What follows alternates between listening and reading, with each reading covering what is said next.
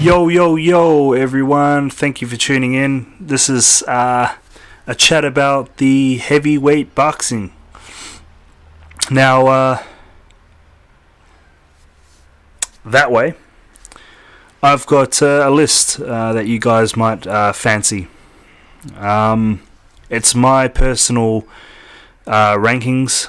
I'm going to go into it really quickly, pretty brief.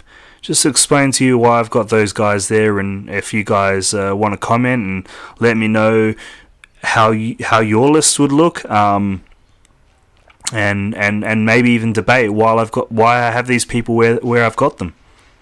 So let's start. Tom Schwarz, up and coming boxer, German guy. He's been pretty active recently. I think I saw his most recent fight, which I guess wasn't against anyone fantastic, but he did the job. From what I've seen, he's pretty tall. Don't know his height, but he seems pretty tall. He seems very heavy on his aggression. He's a bit wild. He's a bit he's kind of thrown his defense out the door, and I think that might be on the fact that he's knocking these people out. So I guess when you're really gone for, punching someone out, you're really going to kind of have your hands down a bit, if you know what I mean. I would say for someone like Tom Schwarz, he would need to step up a bit, and he would need to fight someone in the top 25.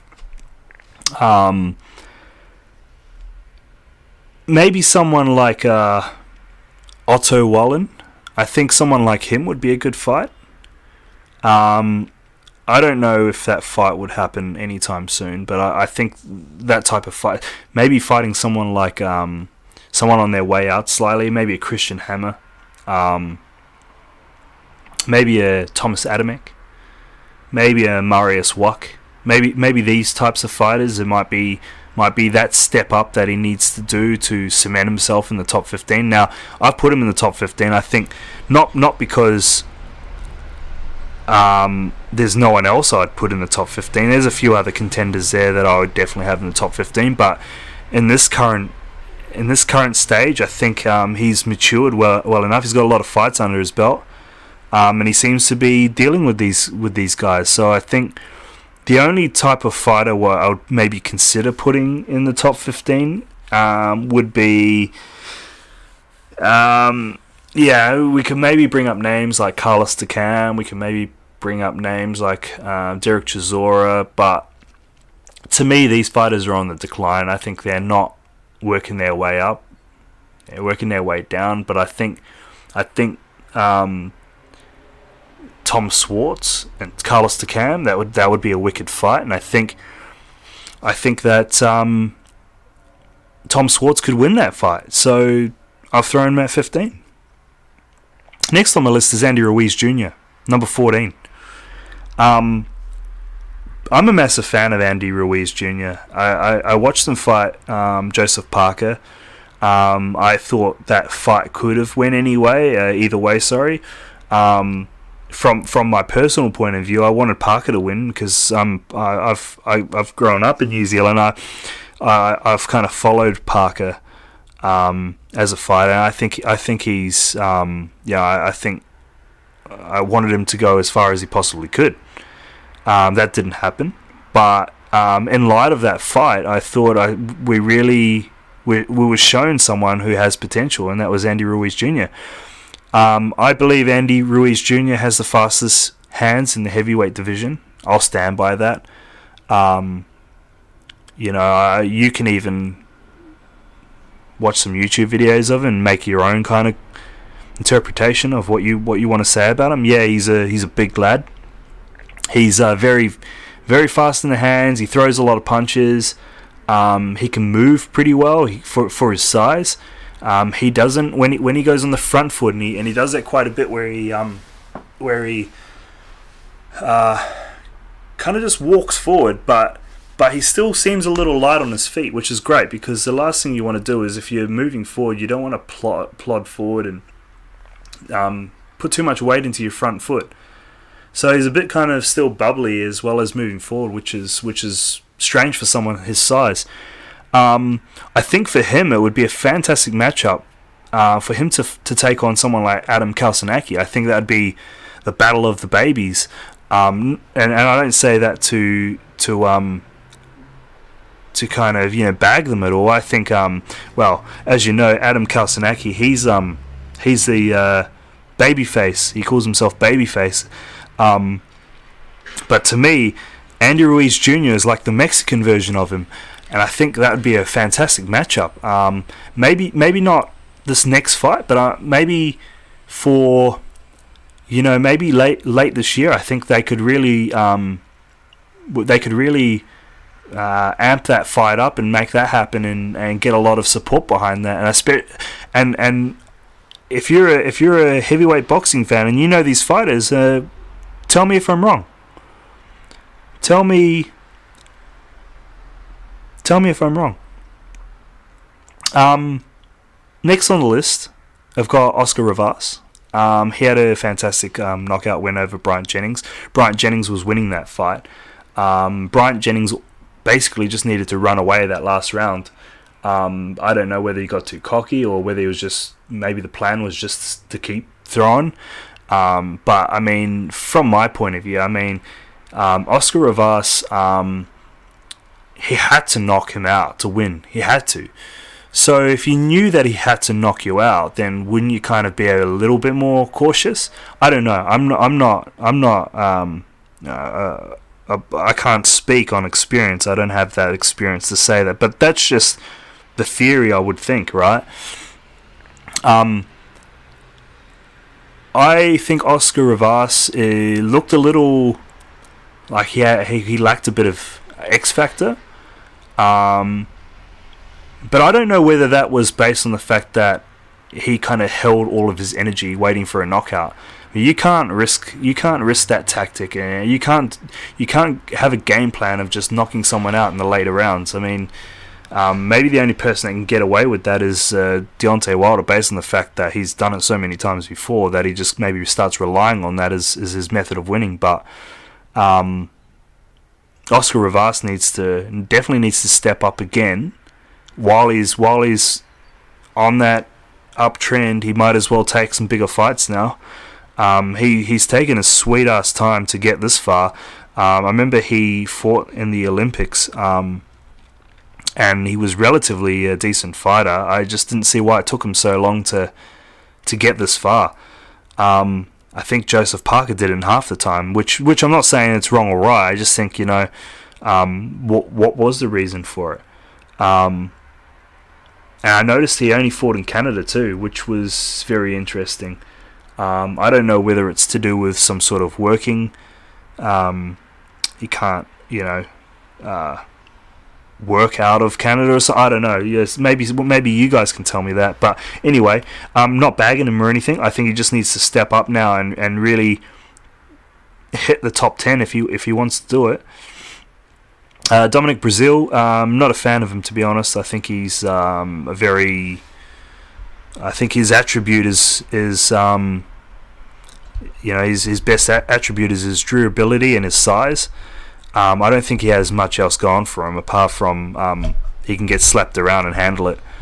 We saw that with Anthony Joshua. We saw that with Izu Ugano, the fight there, which was a fantastic fight. Which I was going for Izu. Izu could have won the fight, but obviously he got gassed as well. It was like a fight where they just first one to get gassed and last one to get knocked out wins type of thing. A very entertaining fight, but it kind of showed me that Brazil maybe doesn't have the chin that everyone or he thinks he has. So from my point of view, I've got him at 12, and I don't really see much to put him any higher than that, to be honest, until he beats someone above him on that list. I got at 11. I got Adam Kalsanaki, who's had a string of some really impressive wins by knockout. He took Gerald Washington to school very recently, and as much as Gerald Washington looked awful, he looked very indecisive. He looked very he didn't know what he wanted to do, or what type of game plan he wanted to fight. But let me tell you this: Gerald Washington isn't a knockout artist. Anyone who knows boxing well enough will tell you that. So why was he trying to fight on the inside? He was getting slapped around. He was eating Adam Kalsanaki's right hand. I don't know. I mean, I'm not saying Adam Kalsanaki's a slow puncher, but to me, the right hands he was throwing were kind of at that point in time when you eat it about 2 times and you go, oh yeah, well, he's going to do this again in the exact same fashion. Does it again, gets hit again. So for me, it's kind of like Gerald Washington's gone like 30 steps backwards in his fighting career. I think when he fought against Wilder, he looked okay. When he fought against Jarrell Miller, he looked like he'd gone 5 steps backwards in that fight. And then we know what happened there. He retired. I don't know if it was officially he retired, but he just had enough. Like it's like his punches were just tickling Jarrell Miller. With Wilder, he was actually beating Wilder on my card. He was pretty much on par with Deontay Wilder in terms of controlling range and his punch output. He's jabbing pretty well, pretty snappy jab. Looked like he wanted to be there. I think then after that, Wilder just had enough and just said, "Yep, I want to go home early." Knocked this dude out. That was it. And then we never saw Gerald Washington ever be the same again, which is unfortunate because he looked pretty good technically. Anyway, it's not about him. We're talking about Adam Kalsanaki, and let me tell you this: he has some power. To me, he is the Polish-American version of Andy Ruiz Jr., which I just said vice versa just a moment ago. He's probably shown more power than Andy Ruiz Jr., but skill-wise, I think they match each other. They're both pretty eager to fight on the inside, or at a closer range. Which is entertaining for anyone really. If you watch those types of fights, they can be incredible fights. I think that's a fight that should be made, like I said, later this year. Apart from that, I mean, he can take on anyone in that top 15, and I'll be stoked. The other fighter maybe out of the top 15 that I'd pair him with, actually I won't do that. Let's just say he's at that point in time now. Just you'll work your way up. I think there's a big fight coming for you, so you just need to keep working hard and taking the bigger fights, or the more riskier fights. Next on my list is Ajit Kabial, which is, you guys are probably thinking, man, he's not 10, maybe 14, maybe 15, but surely he's got to be in your top 15, guys. I think that win over Chisora was very special. I think as much as everyone wants to say, Derek Chisora, he was awful, I think Kabial made him look awful. I don't think it was just Chisora goes, I'm on holiday, which he was on holiday. We saw the videos, Eddie Hearn buying him watches and stuff, or something along those lines, and he's relaxing out near the pool and stuff like that. He may have been on an actual holiday, but I mean, he was there to fight. I mean, Eddie Hearn's not going to pay you to go on holiday and just lose a fight. You know what I mean? Like, you got to still fight. And he got schooled. He got absolutely schooled. He got schooled by someone who I thought wasn't capable of schooling him. No offense to Kabial, I just think from everyone's footage that we've seen of Caballero wasn't that impressive. He fought that Laon Doubt. I forgot his name, but he's fought a few people where he didn't look that impressive. I remember Tom BG was saying, "Oh man, I don't know. This should be a walk in the park for Chisora." I don't think he said that. Don't quote me on that. But he was like, "Man, I don't think Caball's ready for this." And then I remember what happened, and we were just like, "Man, what the hell happened there?" It was really impressive. He reminded me of what Joseph Parker can do. Kind of on that back foot, use the ring a bit. Do this really cool thing where he will, if someone's trying to cut you off to his right, he will kind of shuffle left and throw and change his angle and throw, and he would never miss. And he did that a few times against Chisora, which from a spectacle point of view looked really good, looked very professional, and there were a few things I would say he needs to work on, but what I saw in that, for a fighter that in that point in time probably wasn't top 30 in most people's books, all of a sudden did that type of performance, and well done to him. I think since then he's knocked some dude out. I think it was a no-namer,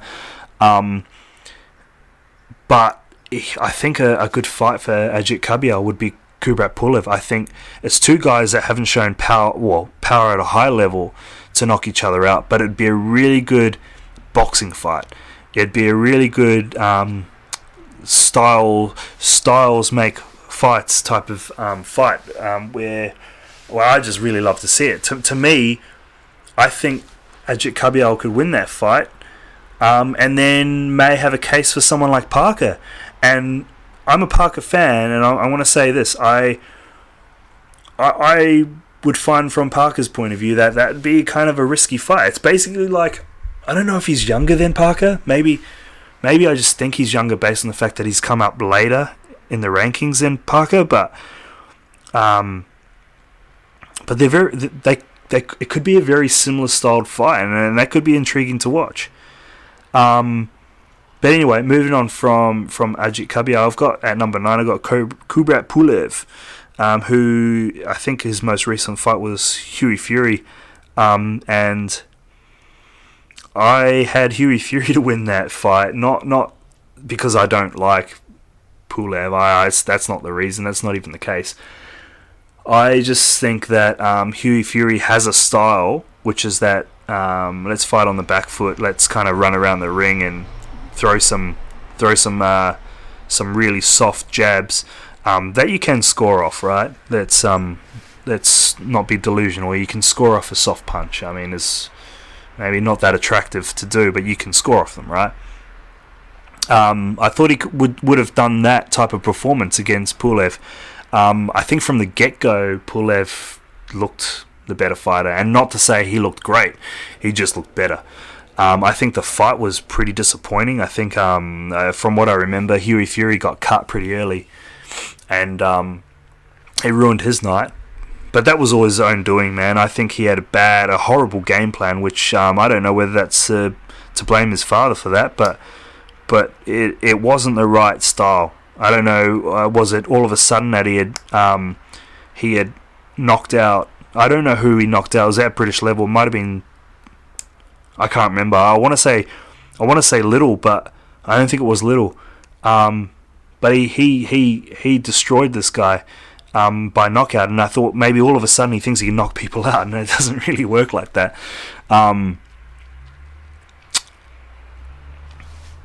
Anyway, Pulev, I've got at 9. I think he's on the decline. I don't think on my ratings you're ever going to see him getting higher. He's not taking any risky fights. He's just kind of sitting there as like a gatekeeper or something. I think he's got a fight against I don't know who he's fighting next, but it's a pretty awful fight. I think it's not one that anyone really wants to see. So that's pretty disappointing to say, but I don't actually think anyone wants to see that fight, his next fight. I don't even know what it does for him. It's not going to put him up in the rankings. It's not going to make anyone scared of him. It's not going to make a case for him even. He should have taken that AJ fight and just got knocked out. You know what I mean? Like, I think at least then, yeah. I mean, I'm trying to figure out a positive out of that, but I mean, at least he could have shown some skills. He could have put on a boxing masterclass, which still he would have got knocked out, if that makes sense.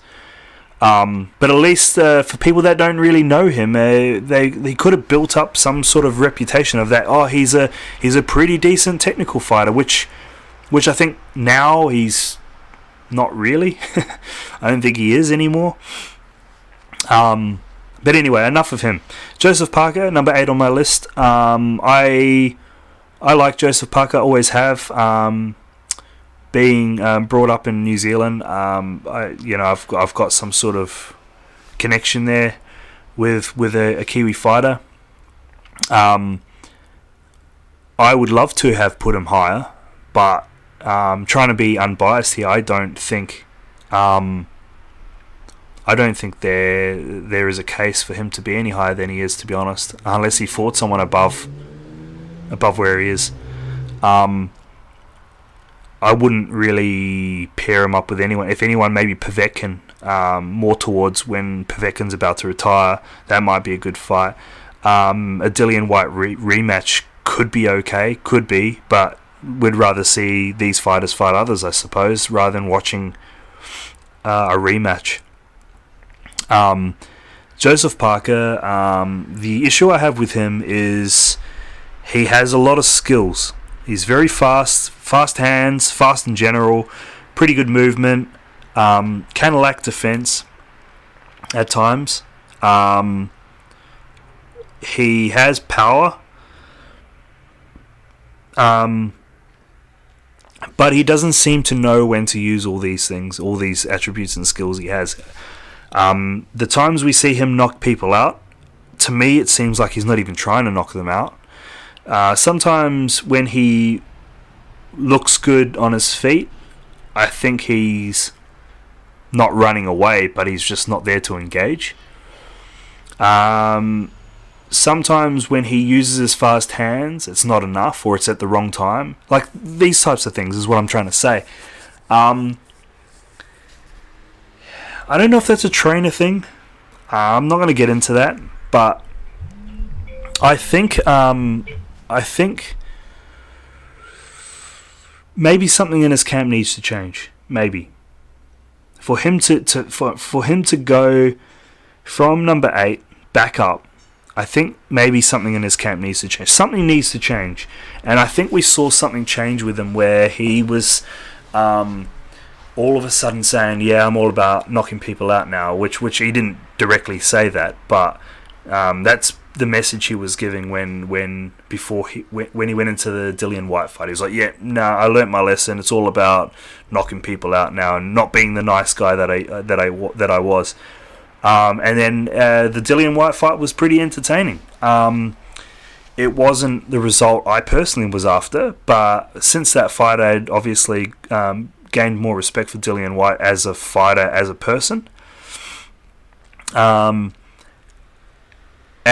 I think it actually did give Joseph Parker some good lessons. I think the lessons he learnt out of that is don't leave it way too late. If he started throwing a bit more in the 10th, the 9th, then maybe the outcome could have been different. Not say it was, it maybe could have, right? I mean, that's something fair to say there. Like I said, I don't think he's going to go back up until something changes with him, or he. I think it's a training thing. I think he needs to know when to use his skills, how to execute a game plan better. Once he does that, I reckon he can be top 4. Alright, I've said it. I think once he sorts his shit out, he can be top 4. Alright. Next in the line, I've got Alexander Povetkin. Povetkin's on his way on a decline. Let's be honest. He's not getting any younger. He's definitely getting older. He has fought a lot of fights, and it's going to eventually come to a point where he's going to retire. I think he can still increase on that, get higher in that rankings list there. I think he could beat people above him. Definitely, he could beat people above him. Probably, I'm looking between 4 and 6. Dillian White, Miller, Ortiz. I think he could win those fights. I think a really awesome matchup for him would be Luis Ortiz. I think Povetkin's still got a lot of power. I think he's technically still very good. I think the problem that he had in his last fight, in the fight against Anthony Joshua, was he. I don't know if he doesn't back his stamina anymore, and just wanted to kind of see what he could do early on.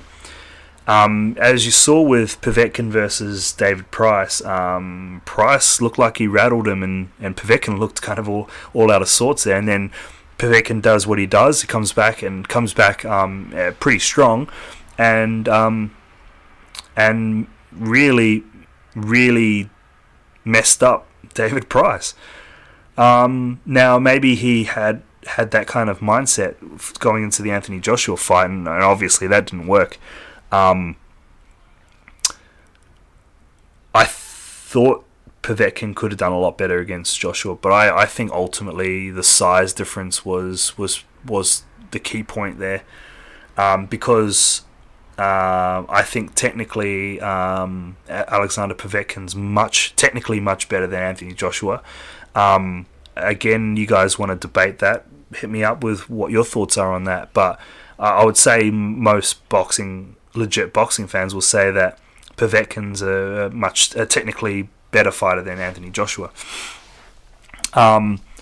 Luis Ortiz, let's move to number 6. Luis Ortiz, another fighter that I actually enjoy watching. I think the fight with him and Wilder was pretty good, entertaining. But again, with Ortiz, he's not getting any younger. He'll be 52, going on 60 very shortly, and he's gonna finish up.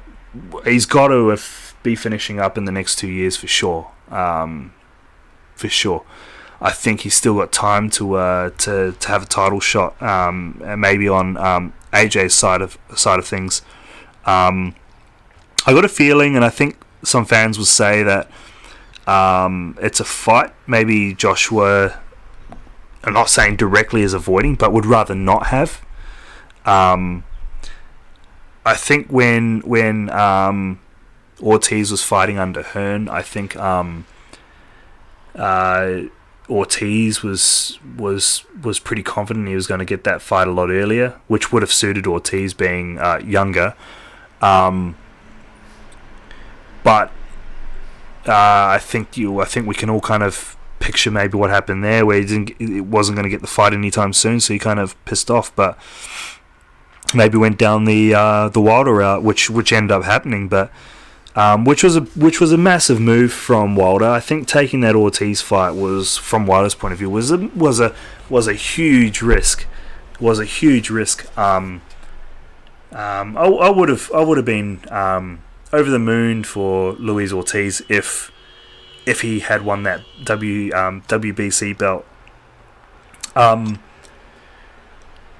Obviously it never happened, but Ortiz has the skills to still be pretty dominant in the heavyweight division. Now, maybe not for too much longer though.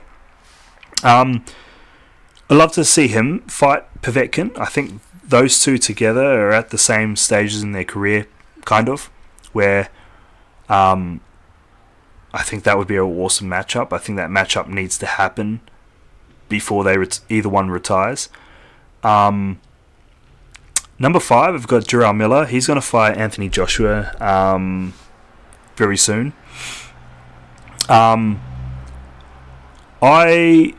My opinion on Jarrell Miller is he's got some unique attributes about him. He's a massive dude. He walks forward and he throws. Whether they be sloppy punches, accurate punches, strong punches, whatever, he throws. Right? If you look at his record and box rec, he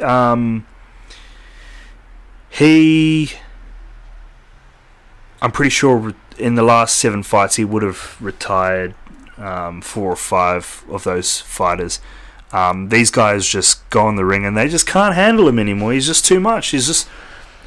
Imagine some dude who kind of weighs a third more than you, just walking into you, just holding his hands up, just walking into you, just pushing on you, just pushing.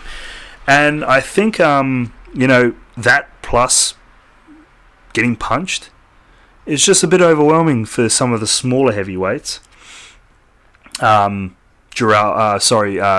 Washington being one of them. He just got overwhelmed that Gerald Washington was trying to throw jabs and they were just doing nothing. It was like jabbing a brick wall pretty much. So that comment in itself, for me, I find a valid and interesting kind of factor in his fight against Anthony Joshua.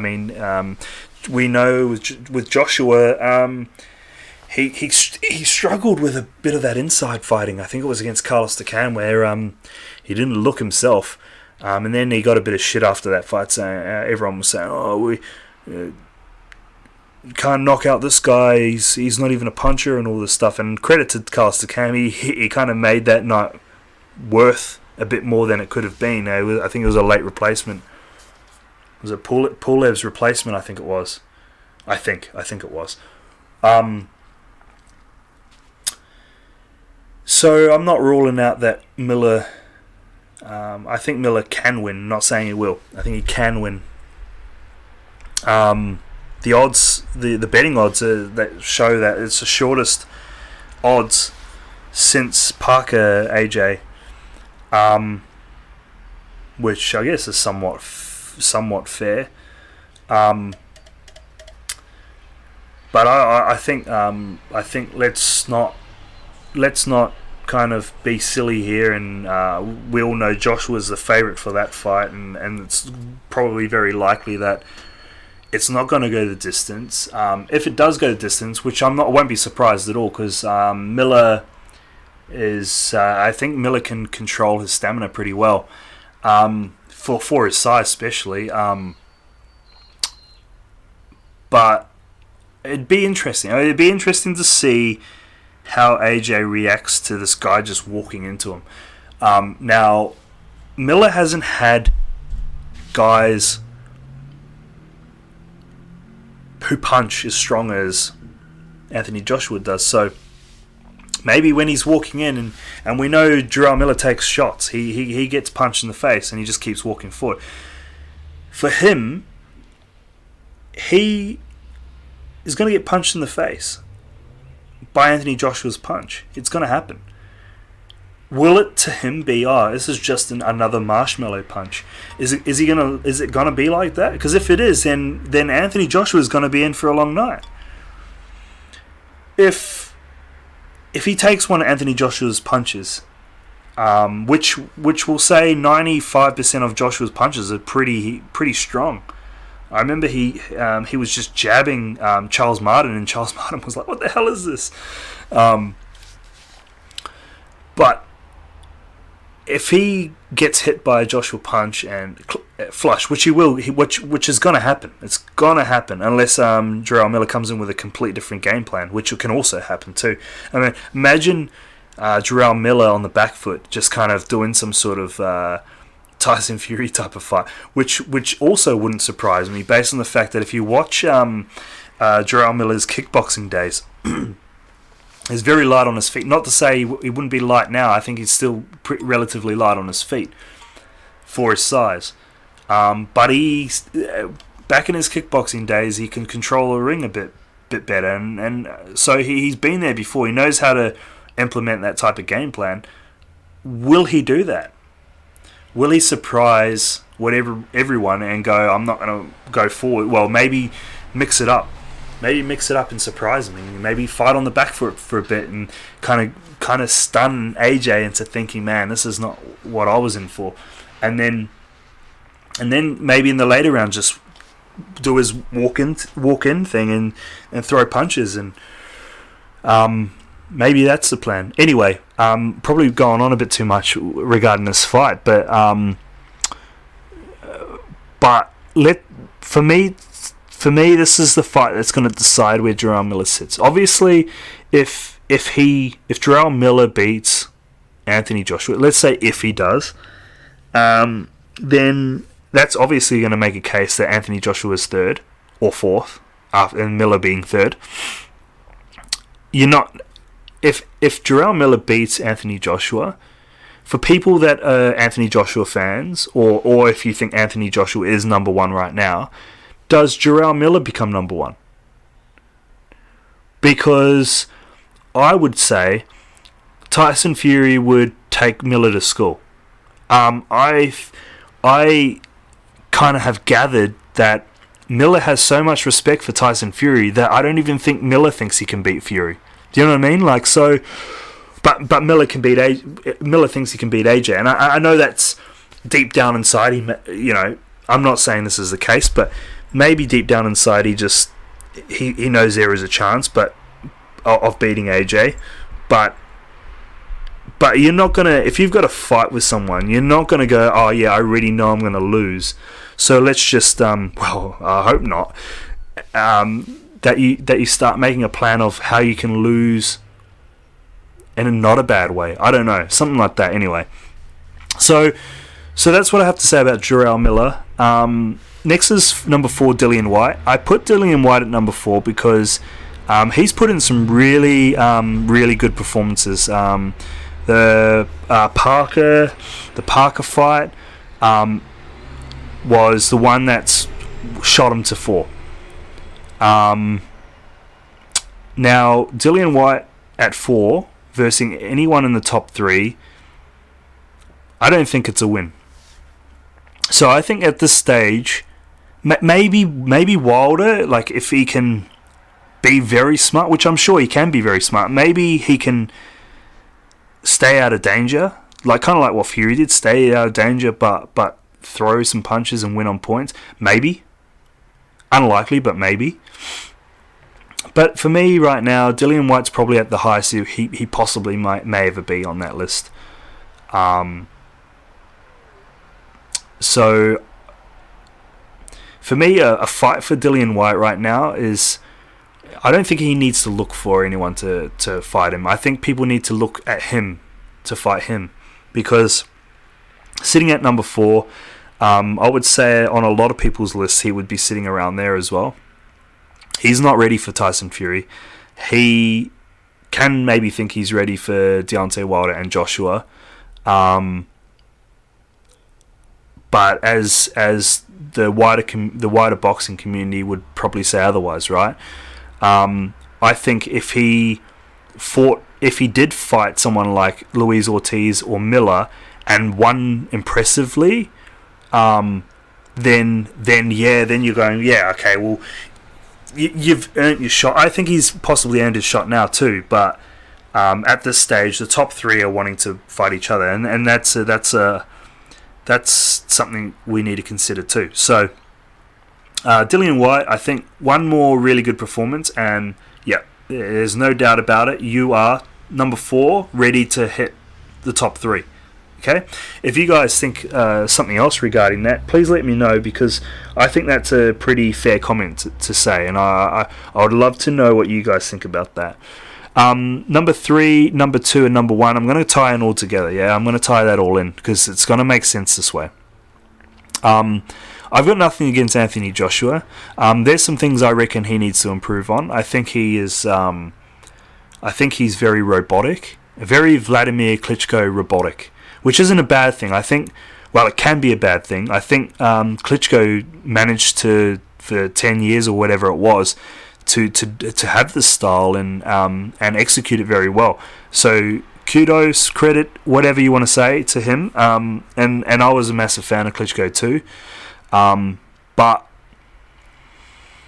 with Joshua, I find he's a bit robotic to the point where it will still win him fights, but you got to be technically good as well as robotic to make the robotic thing work. He's not technically as good as a lot of fighters. Anthony Joshua has relatively bad footwork. He's very stiff. He's been a bit better in his recent fights, but he still looks very stiff and very.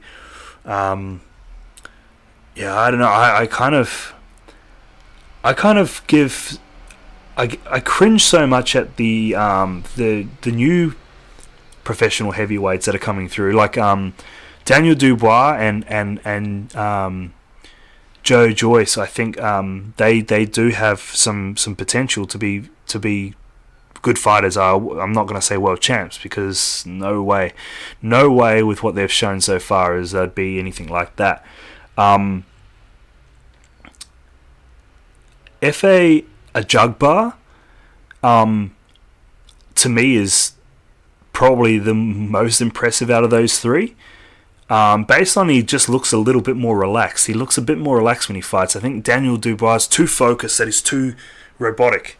Like he needs to like focus and just, it's like playing a video game, but you're kind of concentrating on let's press X. So you press X, and he just kind of like, very robotic. Probably not as robotic as how I look, I'll tell you that. They don't look that bad, but they look robotic, as in like they're concentrating too much. Joshua seems like that's his mindset still. Now, the fortunate thing with Joshua is he is big. He's huge. He's got a massive punch.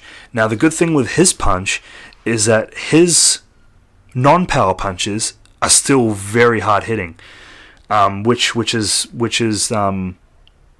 surprises a lot of people that he's come up against. The other thing with Joshua is, technically he isn't at the level of, say, like say Luis Ortiz or Povetkin. I think they probably look technically better as well because they're not robotic, if that makes sense. They're very kind of natural. They move a bit naturally. I would love to see Anthony Joshua add a couple more tricks to his style, his style, because I think the robotic thing's too mirror imaged of Vladimir Klitschko. Now, look, again, it worked, and it's working for Anthony Joshua, but I know that other fighters out there are looking at these things going, this is how I'm going to beat Anthony Joshua, if they end up beating him, right? I'm being this critical of Anthony Joshua because I'm thinking if he fixes this stuff up, he fixes these things, he will be potentially the world champ for a very, very long time. Which is probably very pleasant for an AJ fan to hear that, right? When it comes to someone like Deontay Wilder, I don't think it's that easy. I think Deontay Wilder is, when you're in school and you've got track day or athletics day or whatever you call it, yeah, and you all run, and there's this one person in your class who just looks really goofy when they run. They're flicking their legs up and doing this goofy shit, yeah. Deontay Wilder is that person for me. He just does things in the most awkwardest ways, but they work. And if they work, then why fix it, right? I think Deontay Wilder can improve on certain things as well, but I think Deontay Wilder's probably too now set in his ways that he probably won't adjust certain things. With Anthony Joshua, he always says, I'm still learning, but